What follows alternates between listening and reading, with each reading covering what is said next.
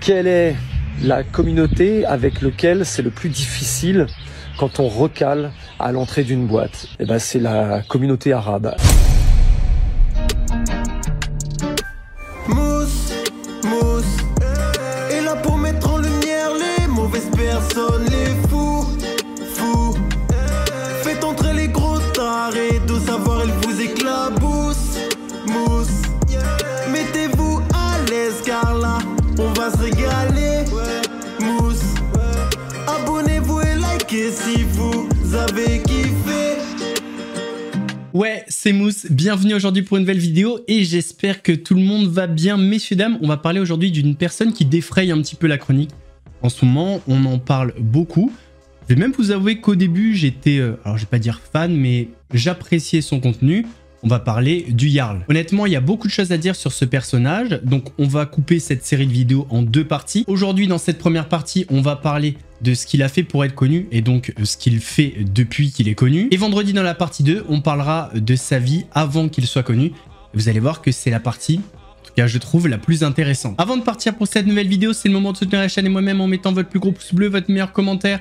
On n'oublie pas de s'abonner et d'activer la cloche pour pas rater les prochaines vidéos. On fait de même sur la chaîne secondaire, la chaîne Laurent Delamousse, où vous avez des vidéos actualités quasi quotidiennes. On me rejoint sur Instagram, sur TikTok, sur Twitch pour pas rater les lives du dimanche soir à 21h30. On va chercher à boire, je se met à l'aise. Et moi je m'occupe du reste. Cette personne est connue sous le pseudonyme du Jarl sur les réseaux, mais son vrai nom c'est Jovan de Lourme. Son papa était croate et sa maman bretonne. S'il s'est fait connaître sur les réseaux, c'est parce que le Jarl travaille dans une boîte de nuit à Rennes. La boîte s'appelle le 1988. Et il a commencé à partager sur les réseaux, notamment sur TikTok, des vidéos de situations parfois explosives à l'entrée de la boîte de nuit. Et il a surtout mis en avant ses compétences, sa manière de gérer les conflits de manière extrêmement professionnelle. C'est pas moi qui le dis, c'est lui qui le met en avant. Mais avant de vous donner des exemples de ces fameuses gestions de conflits, voici exactement son rôle dans la boîte. Au moins, on est clair et net, on sait précisément ce qu'il fait là-dedans. Tout d'abord, je ne suis pas un portier dans cet établissement. C'est dit partout et sans cesse, même sur les plateaux TV. Je suis à la co-direction d'un établissement de 50 salariés avec ma femme. Nous avons à notre charge les embauches, les formations, les organisations stratégiques de l'entreprise, la gestion de la communication avec une équipe dédiée, le suivi des chiffres, les rendez-vous fournisseurs, etc., etc. On y travaille donc la semaine. Et dans mes compétences, quand le club est ouvert, je suis à l'entrée de la boîte de nuit pendant que ma femme est à l'intérieur. On se partage les deux tâches essentielles pour gérer les 150 000 clients annuels et les 50 salariés. Dans cet établissement, il y a un gérant. Celui qui nous a fait confiance en 2021 pour la direction de son établissement s'appelle Sébastien Bétain. Son rôle à lui, c'est de gérer toutes les merdes qu'une entreprise a. Et ça nous arrange car quand ma femme et moi, nous étions les propriétaires d'une boîte, nous détestions cette partie de la gestion. Alors Seb, il s'occupe donc de la mairie, des avocats, du bilan, du comptable et de tous les rendez-vous chiants qui nous empêchent d'être concentrés sur l'essentiel, l'exploitation. En étant concentrés sur ce sujet, c'est comme ça qu'on règle le succès d'une entreprise. Ce qui fait que les gens ont bien accroché, je pense, au début avec lui, c'est que c'est un mec posé, calme, il parle bien, il est fluide, et du coup, ça a un côté rassurant, convaincant. On est à deux doigts d'avoir le personnage presque parfait. Ce qui manque juste, c'est des situations qui vont le mettre dans la position d'un super-héros.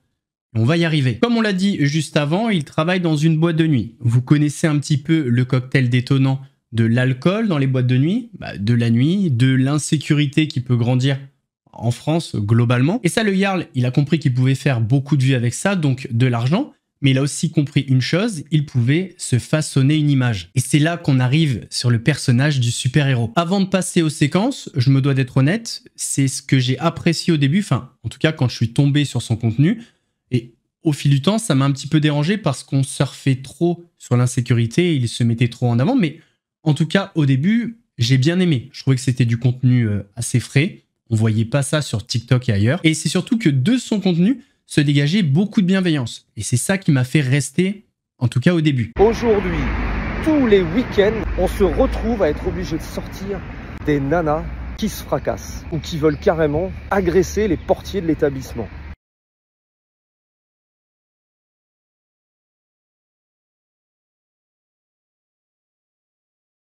Écoute bien, j'ai bien l'impression que ce début 2023 va exploser cette réalité.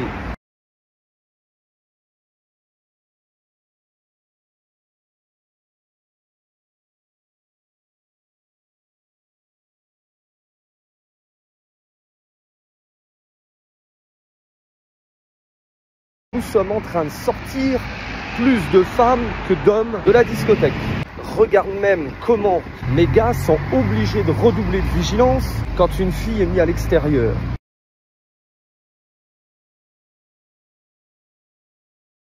À n'importe quel moment, elles essayent de frapper.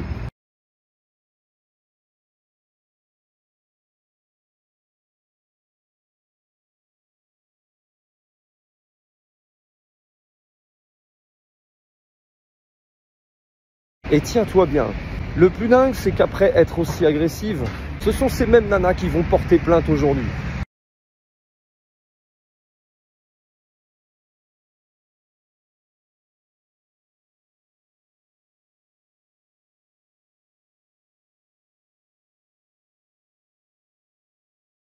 Mais que s'est-il passé dans notre pays pour que les nanas deviennent aussi violentes ?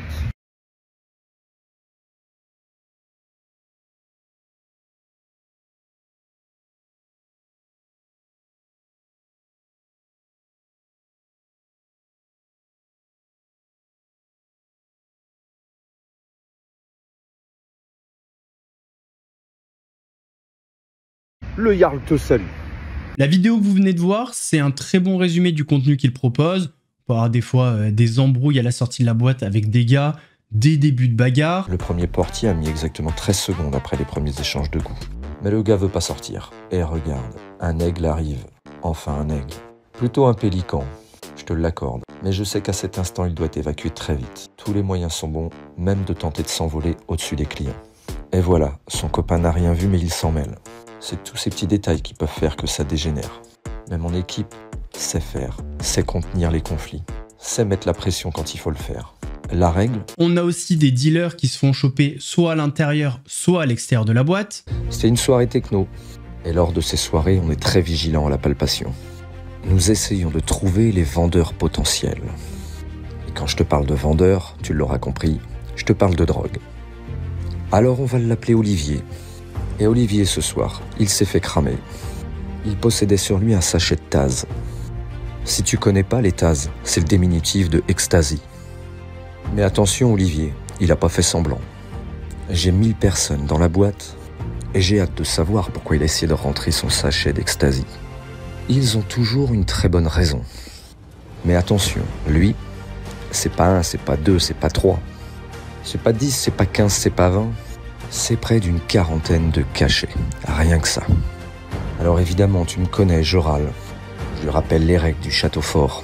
Je n'ai qu'un objectif, protéger nos jeunes de ces conneries. Et lui, quand je lui dis qu'on va lui saisir son paquet, tiens-toi bien, t'es pas prêt ? Il veut absolument le récupérer. Je pense que vous voyez très bien le contenu qu'il propose. Il est malin, le Jarl, il a compris un truc, l'insécurité, ça fait cliquer. Il travaille dans une boîte de nuit avec des caméras de surveillance de partout, ce qui fait qu'il a une quantité de contenu quasi illimitée parce que dans une boîte de nuit, il se passe toujours quelque chose. Et tout à l'heure, on parlait de cette image de super-héros. Eh bien, il y a eu des situations filmées où il est intervenu avec son équipe. Et honnêtement, c'est des interventions salvatrices, extrêmement positives. Et le fait qu'il poste ces situations sur les réseaux, eh bien, ça le transforme en héros. Alors, désolé d'avance, l'extrait dure un peu plus de 4 minutes.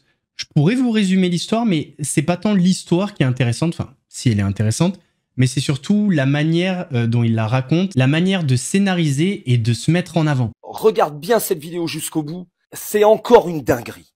Hier soir, encore une fois, on a sauvé une fille d'un drame. Je te pose le tableau. Elle, on va l'appeler Juliette. Lui, on va l'appeler Roger. Juliette, après 3 heures du matin, décide de sortir de l'établissement. Elle est seule, mais Lily, l'une de mes physios, se souvient qu'elle est venue avec un ou son copain. On constate qu'elle a trop bu pour repartir seule dans la ville. Elle est en plus habillée assez court pour que des prédateurs sexuels la prennent pour cible très rapidement. Tu l'as compris et je te l'explique tout le temps sur mes vidéos. Être totalement alcoolisé, avoir une tenue sexy, être seul à 3 heures du matin dans ma très grande ville sont les 3 composantes qui font que tu mets totalement ta vie en danger en 2023. Alors on lui demande de rester dans la boîte et de partir avec le garçon avec lequel elle est venue. Elle n'écoute rien et elle nous dit qu'elle veut prendre l'air et elle veut marcher sur la place devant la boîte. Lily lui demande de rester visible à nos yeux afin d'éviter évidemment que des gars mal intentionnés viennent l'embarquer.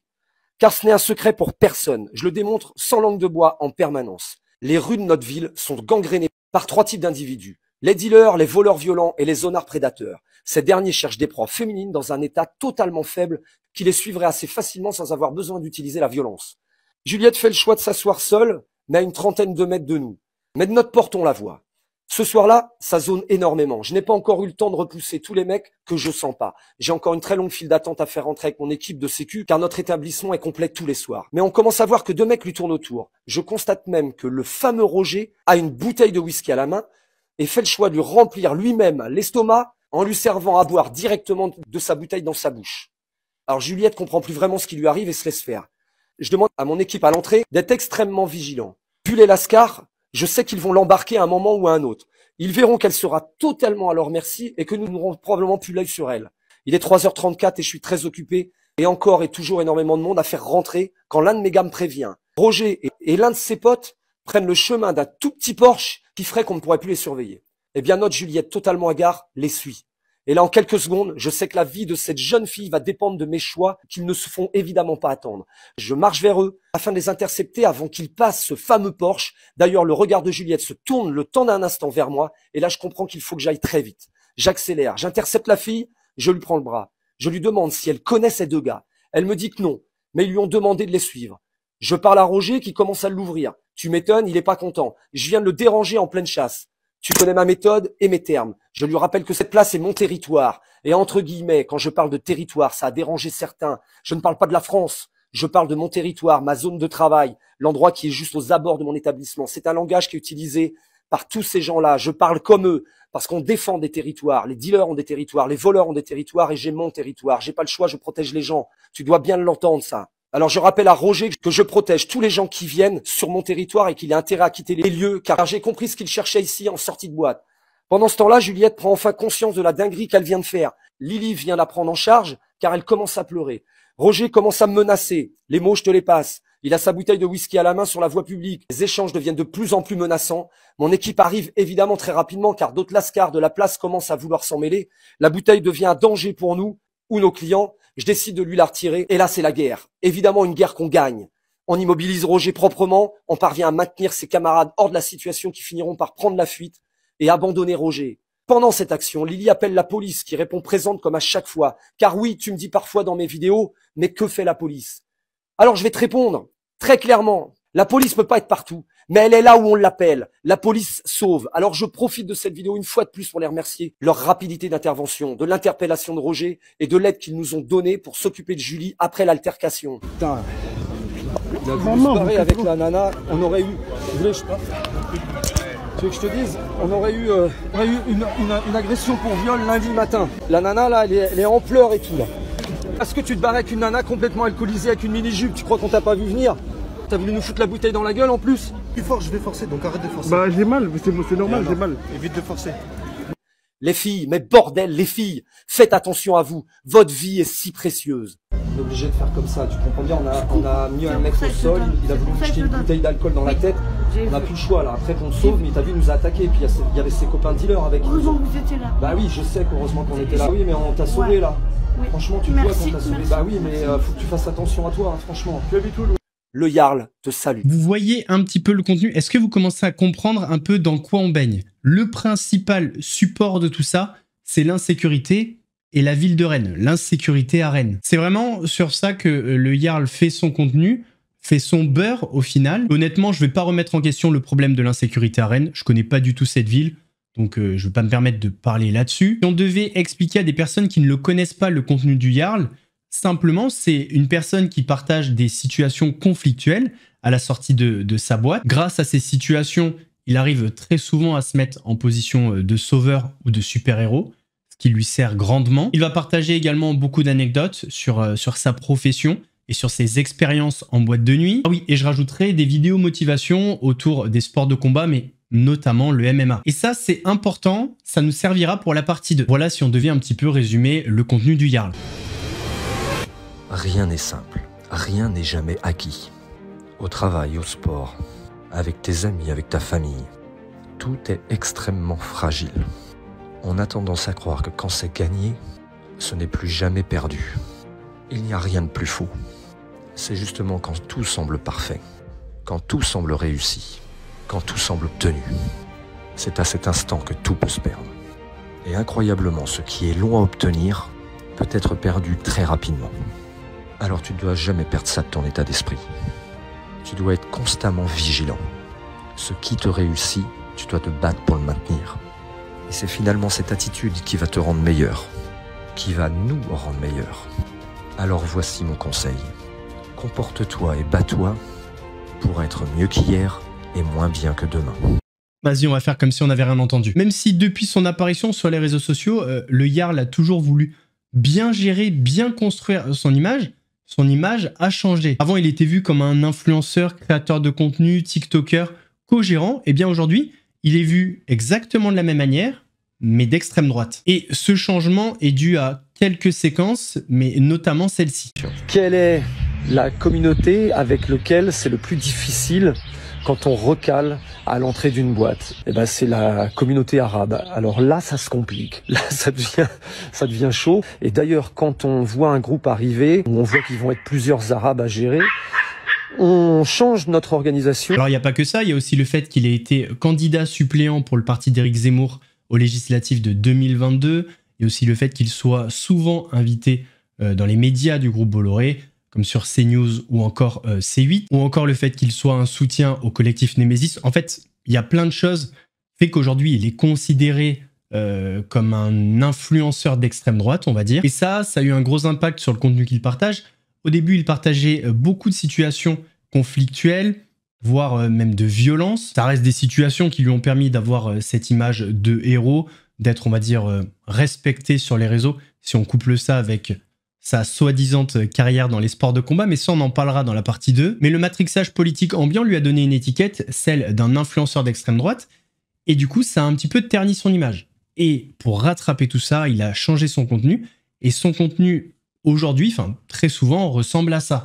Toute l'après-midi, les SDF de Rennes ont pu venir se faire couper leurs cheveux gratuitement. Il y a notre barman Nassim qui est passé nous voir pour nous aider pour s'occuper des SDF. Tu vas bien, Nassim?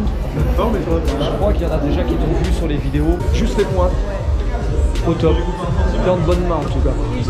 Même notre Nao s'est mise à jouer la coiffeuse. Elle s'est déjà contentée de tenir le miroir et c'est déjà pas mal. Les gars, ça vous va allez bien? Ouais, très bien. Ça va. On vient vous voir avec une petite démarche particulière. Ouais. On vient, ça fait 1 an et demi qu'on fait du surplace, nous. Ouais. Et là, on vient d'ouvrir un camion de livraison de nuit. Ouais. Et on voulait savoir s'il y a la possibilité de vous déposer des flyers à l'entrée. Faut que je fasse de la pub, quoi. Oh si putain. pas... Ça s'appelle comment? Ça s'appelle la Factory Night. C'est ça, ouais. On a descendu juste dans le camion. Après, nous, on se Factory Night. Et vous vous placez où, vous, les gars? 22 rue de la Donnelière à Saint-Grégoire. À Saint-Grégoire. Je vais vous faire de la pub, les gars. Merci, vous méritez. Je vous mets ça devant. On va mettre vos flyers là avec plaisir. Quand on se fait livrer, faut appeler là? Faut appeler le numéro là. Mais qui est-ce qui livre? C'est moi. On va vérifier si vous êtes très bon. Vous allez vérifier. Ça, on est dans le secteur. Évidemment, tu nous livres au 1988. Et ils sont arrivés très vite. Ça tombe bien, mes gars avaient très faim. Et regarde bien jusqu'au bout. Ça va? Salut, ça va et toi? Tranquille? La commande. Eh ben, pas trop mal. Voilà. Nickel. Eh ben, on n'a plus qu'à manger ça. Et puis, vous avez fait un cadeau en plus? Non. Comme ça, vous Oh, vous êtes gentils comme tout, les gars. On fait ça. On va se régaler. Les tiramisu maison. Tiramisu maison.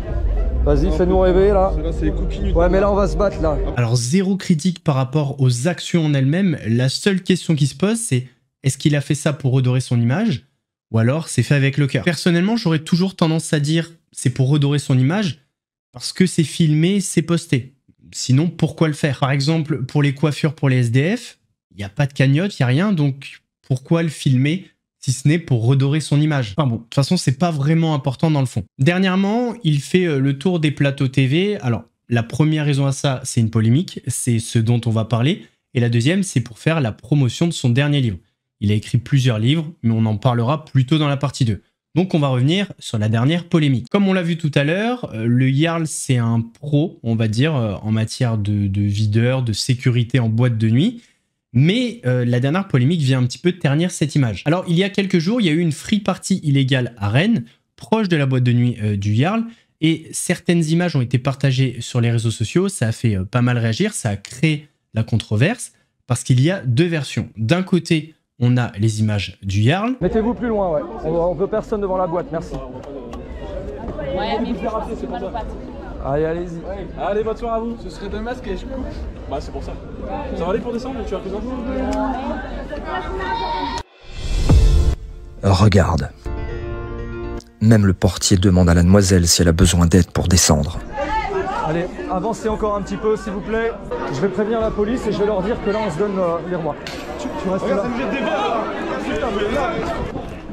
Non, la police peut pas venir. Ils sont pas assez en nombre. On est rentré à l'intérieur pour voir d'abord si aucun jeune n'était en danger. Ils avaient bouché toutes leurs issues. Sauf que voilà, on a une autre version, celle des participants de cette rave party illégale. Jovan Delourme, de son vrai nom, ainsi que son équipe de sécurité se sont rendus sur place pour tenter d'empêcher l'entrée de participants. C'est alors que des membres de la sécurité du 1988 Life Club ont été filmés en train de frapper des participants. Je montre mon visage. Tu vas encore, bah montre ton visage si tu veux, mais en-moi une. Sache, vous êtes des malades, putain. Du gaz lacrymogène a également été utilisé contre eux.